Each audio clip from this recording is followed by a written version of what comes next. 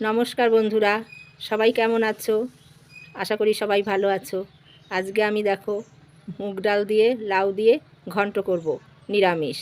তাহলে তোমরা দেখতে থাকো আমি কি করে করি। ডালটা আমি তেল ছাড়া খালি কড়াইতে ভেজে নিচ্ছি। সুন্দর করে ভেজে নিয়ে আমি ডালটাকে ধুয়ে নেব। দুটো শুকনো লঙ্কা,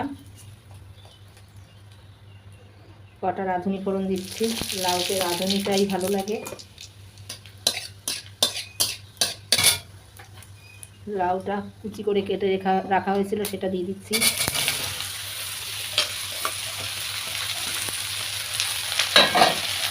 নেড়ে চেড়ে এবার ভেজে রাখা ডাল ভেজে রাখা ধুয়ে নিয়েছি ভালো করে, এবার দিয়ে দেবো।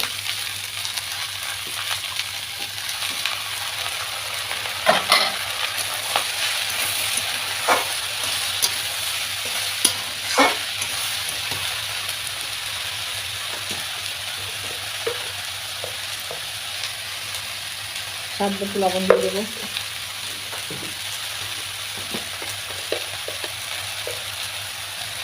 হলুদ,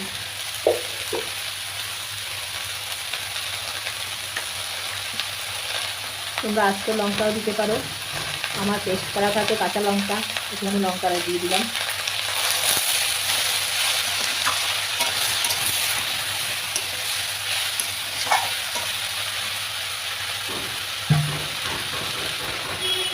চুলে রাখা কটা মটরশুঁটি দিয়ে দেবো।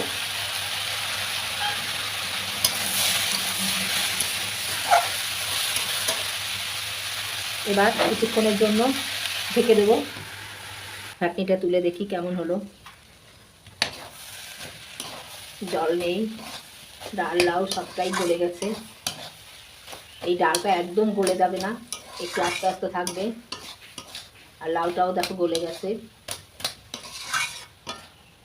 তোমরা চাইলে একটু মিষ্টি দিতে পারো, আমি মিষ্টি দেব না।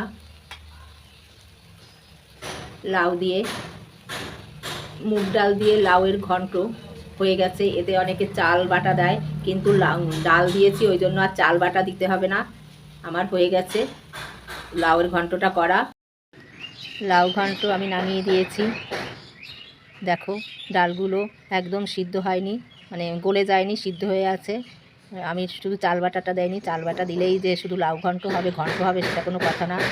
আমি ডাল দিয়েছি ওই জন্য আর চালের গুঁড়িটা দেইনি।